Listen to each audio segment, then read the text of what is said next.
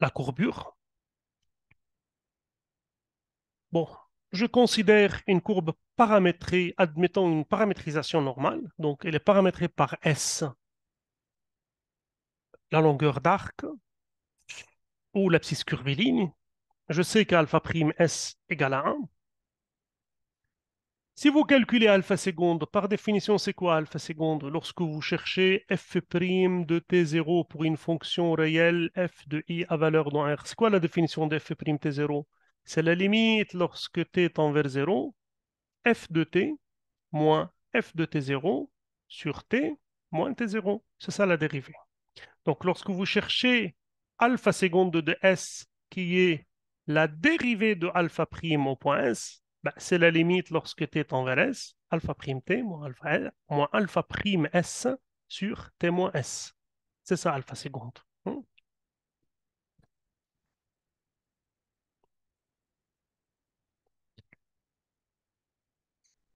Qu'est-ce que c'est alpha seconde? Qu'est-ce qu'elle mesure alpha seconde? Alpha seconde mesure la variation du vecteur tangent. Parce qu'alpha prime t, c'est le vecteur tangente. Donc, mesure la variation du vecteur tangente au voisinage de S.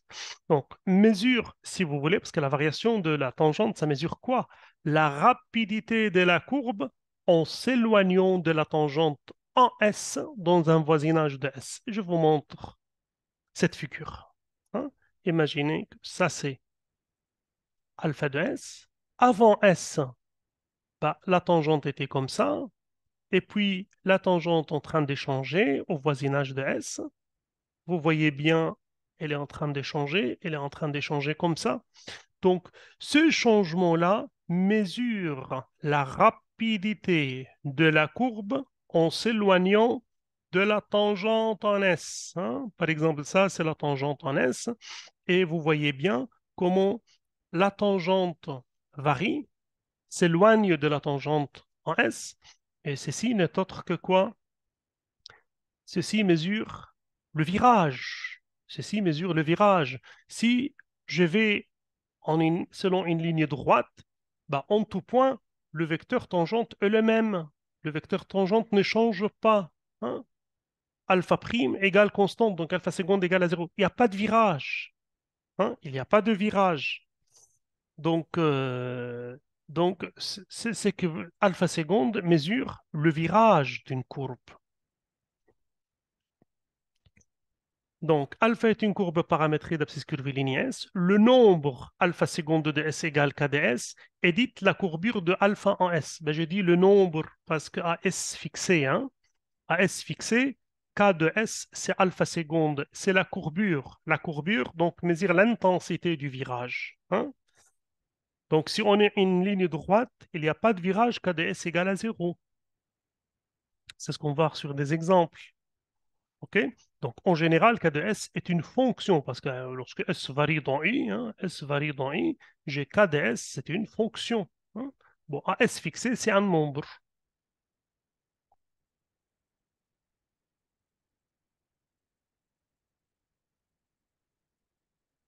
Je donne un premier exemple. Si alpha est une ligne droite, ça veut dire quoi une ligne droite? Ça veut dire, c'est quoi l'équation d'une droite dans l'espace? Hein. L'équation paramétrique d'une droite, x de s égale à s plus a', y de s égale b de s plus b', z de s égale c de s plus z plus c'. Cela voudrait dire quoi? L'écriture vectorielle de ces équations-là, le x, y, z, c'est le vecteur alpha, le a, b, c, c'est le vecteur u, multiplié par s, plus un autre vecteur qui est de composante quoi? A', b'. Comme on a dit, S est un paramètre normal, donc je choisis U de module égal à 1 pour que alpha prime S égale à 1. Hein. Ainsi, la courbure n'est autre qu'alpha seconde, mais comme U c'est ABC, hein, U c'est constante, c'est ABC, et ça c'est alpha prime de S, ben, alpha seconde est égal à 0, donc A égale à 0. Donc si vous avez une droite, vous avez une courbure nulle. Inversement, si vous avez une courbure nulle, donc vous avez une dérivation seconde égale à 0, c'est que vous avez une dérivation première égale constante, ben vous intégrez le A, B, C, hein, alors alpha égale constante S plus constante. C'est l'intégration. Hein. C'est une primitive. C'est une primitive. Donc, vous avez x' t égale A, ce qui fait que x de t, ou bien de S, x de S égale AS plus A'. La même chose, vous avez y' égale B, y', égale B. Donc, j'intègre y de S égale bs plus B', et la même chose, z égale cs plus C'.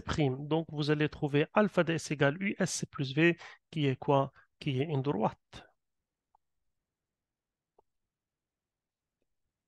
Un autre exemple qui vous montre que K mesure le virage, lorsque je donne ce cercle-là, lorsque vous avez un cercle comme ça, un cercle, le cercle, c'est que vous faites un virage constant. Vous ne faites pas comme ça, puis vous changez, puis vous changez, puis vous changez. Non, c'est un virage constant. Donc, vous allez trouver que la courbure est constante. Donc, ça, c'est l'équation d'un cercle de centre x0, y0. Pourquoi? Parce que ça vous donne x moins x0. Parce que x gamma de s, c'est quoi? C'est x de s, y de s, z de s. Donc là, ça vous donne x moins x0 égale r cosinus s sur r, y moins y0 égale r sinus s sur r. Pourquoi on a choisi s sur r? Parce que lorsque vous calculez la dérivée, hein, gamma prime, vous devez avoir une module est égale à 1 pour que S soit considéré comme paramètre normal. Hein. Donc, vous calculez la dérivée de x, la dérivée de y, x' carré plus y' carré, vous allez trouver que c'est 1.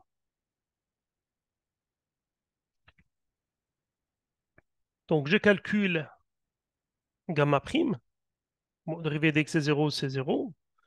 R cosinus, c'est moins U' sinus. Donc, il y a 1 sur RR qui vont disparaître. Donc, c'est moins sinus S sur R. Dérivée de Y0, c'est 0. R sinus, la dérivée de sinus U, c'est U' cosinus. Et U', c'est 1 sur R. 1 sur R avec R disparaît. Donc, il reste cosinus S sur R. Si vous calculez le module, vous avez sinus carré plus cosinus carré, c'est 1. Ainsi, gamma de T, gamma de S, c'est une paramétrisation normale de gamma. Et puisque j'ai une paramétrisation normale, c'est seulement lorsque j'ai une paramétrisation normale, alors gamma, alors K, la courbure, ce module de gamma seconde de S. Donc, je calcule gamma seconde de S, je redérive gamma prime selon U' cos moins U' sinus, et je calcule le module qui est racine carrée de la première composante au carré plus la deuxième composante au carré, et vous trouvez que K égale 1 sur R, donc c'est une quoi? C'est une constante. Plus les rayons est grand, plus la courbure est nulle. Hein. Plus les rayons est grand, plus la courbure est nulle. Lorsque les rayons est infini, mon cercle est une droite, donc la courbure est 0. Hein. Donc la courbure ici, c'est-à-dire le virage, est plus forte que le virage ici, hein, est plus forte que le virage ici, ainsi de suite. Hein.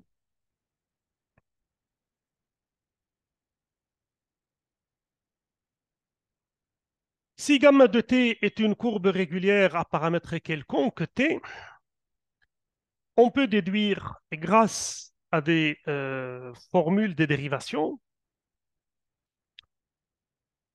on peut déduire une formule de la courbure directement sans passer par le paramètre normal. Hein.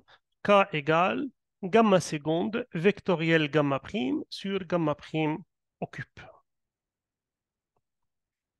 Ça, c'est pour la torsion. Donc, jusque-là, on a fait l'abscisse curviligne ou bien le paramètre normal.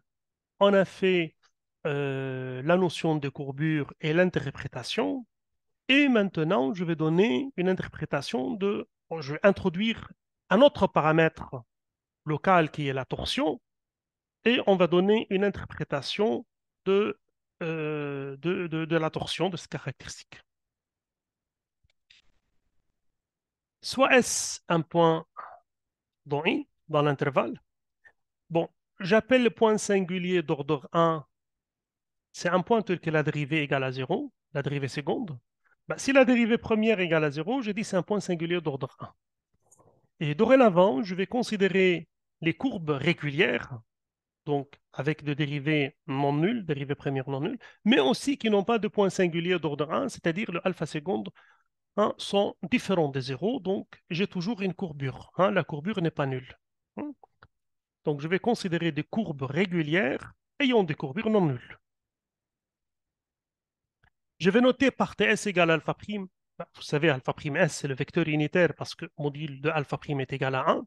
Module de alpha prime égale à 1 parce que c'est un paramètre normal. Et ça, c'est la tangente.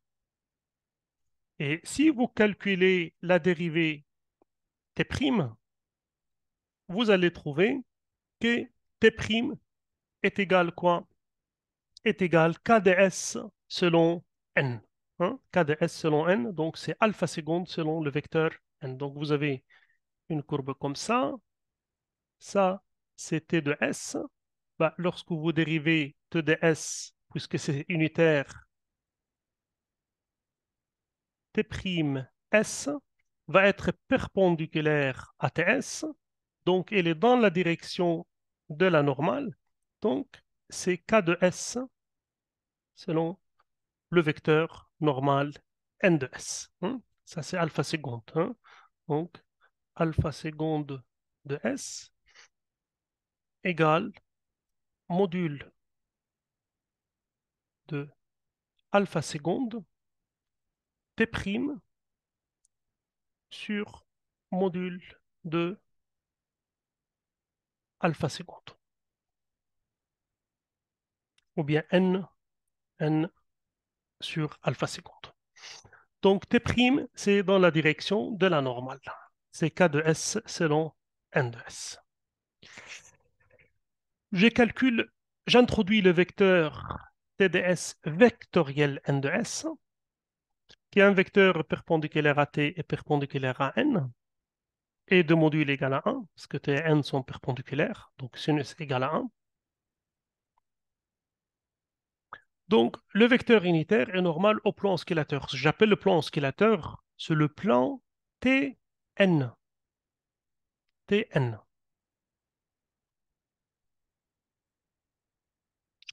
Ça s'appelle le vecteur binormal au point S ou au point alpha de S. Donc n, c'est un vecteur qui est perpendiculaire à t et n, hein, direct. B'S, si vous calculez B'S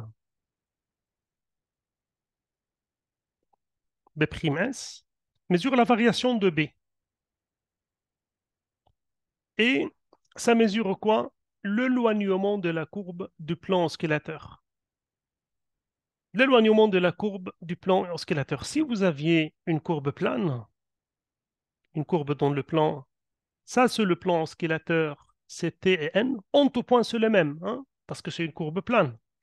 Je le même plan oscillateur partout. Donc N, elle est constante. Je suppose que Tn, c'est mon écran. Et N, c'est quoi? B, c'est quoi? C'est perpendiculaire à mon écran. Et B égale constante tout le temps. Donc B' égale à 0. B' égale à 0, donc la courbe ne change pas de plan oscillateur. C'est une courbe plane. Il est dans le plan. Donc B' mesure la variation, si vous voulez, du plan de la courbe. Parce que je travaille une courbe dans l'espace. Vous pouvez imaginer, par exemple, lorsque le décollage d'un avion, hein, qui commence comme ça, qui commence plane, plane, ça monte, et puis vous voyez que l'avion pivote autour de son axe, hein, c'est-à-dire tourne ses ailes autour de son axe pour changer de direction, donc sort de son plan pour prendre une autre direction. Et le changement de plan oscillateur commence ici, hein, lorsqu'on fait ce qu'on appelle torsion, hein, on tord la courbe. Si vous calculez B' mathématiquement, bah, c'est U' vectoriel V plus I vectoriel V'. Sauf que T' et N, on a dit, si vous dérivez un vecteur unitaire, il est perpendiculaire à t, donc la dérivée de t' est perpendiculaire à t, donc t' et n sont parallèles, parce que t' est perpendiculaire à t, donc parallèle à n, donc l'angle soit 0 soit pi, et le sinus est égal à 0, donc, t' vectoriel n égale à 0. Hein. Donc il reste t vectoriel n', ce qui fait que b' est perpendiculaire à t, est perpendiculaire à n'. Donc comme on a dit, et je vais illustrer ça sur une figure. Donc, on a dit que B', donc ça c'était la dérivée, c'est dans la direction de n. Je dérive n', c'est perpendiculaire à n, parce que n aussi est unitaire. Donc n' est perpendiculaire. Ben, lorsque vous dites que B', elle est perpendiculaire à t et perpendiculaire à n', donc elle est dans la direction de n. Ce qui fait que B' est collinéaire avec n, donc B'S égale une fonction de S multipliée par n de S, parce qu'en tout point, il est collinéaire avec n de S. Cette fonction-là, je l'appelle la torsion au point alpha de S ou bien au point S. Donc la torsion, qui est le module de B', mesure la variation du plan oscillateur de la courbe dans l'espace.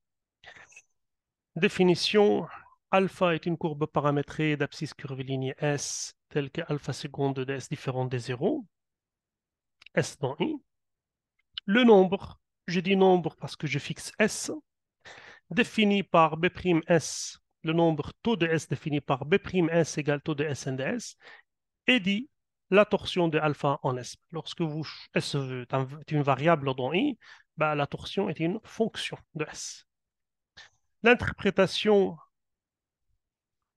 c'est une interprétation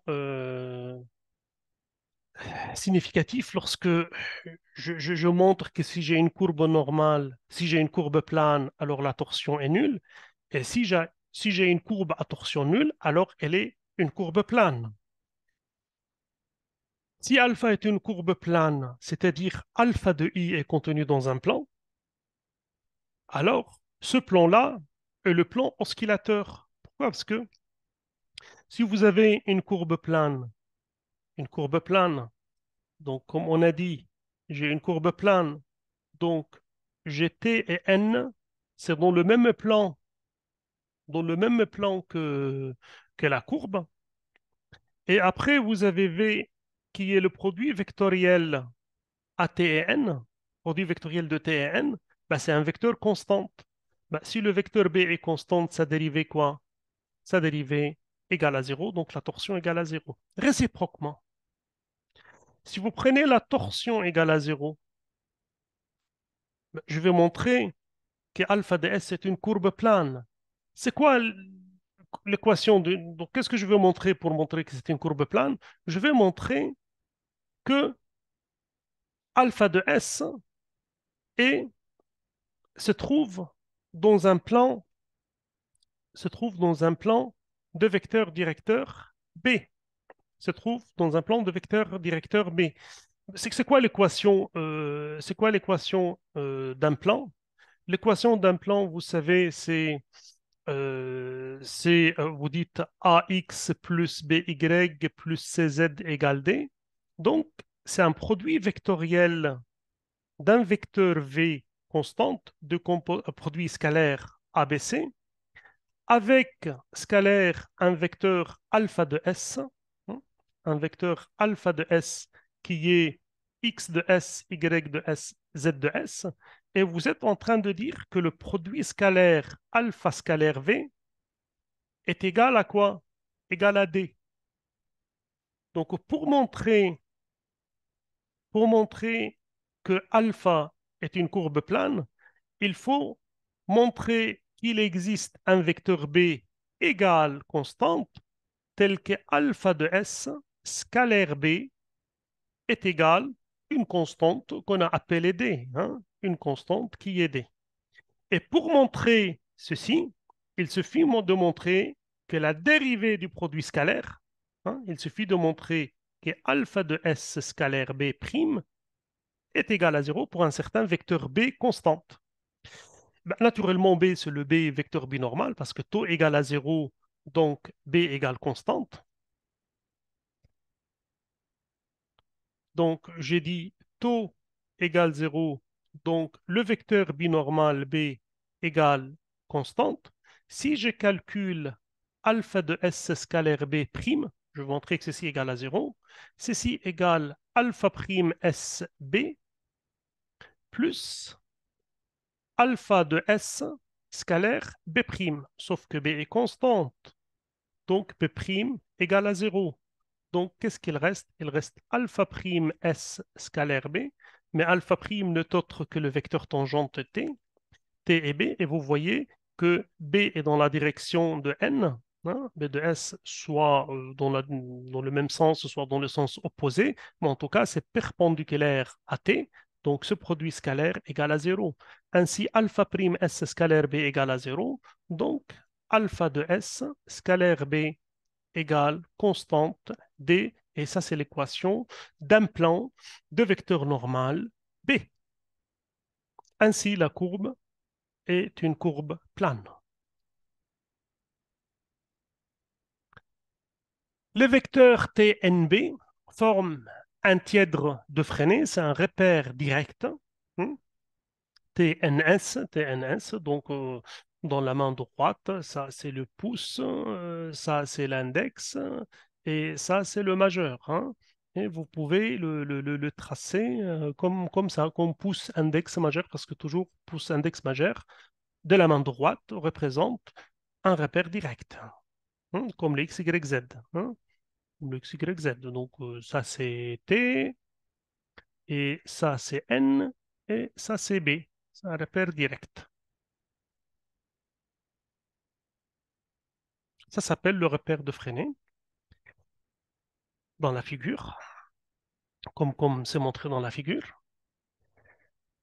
Je finis par juste donner les équations de Freinet. C'est une question de calcul de T', N', B'. T' égale Kn, N' égale moins Kt moins tau B, B' égale tau N. Juste, il suffit, on a T, N et B, on sait que T' c'est alpha prime, etc.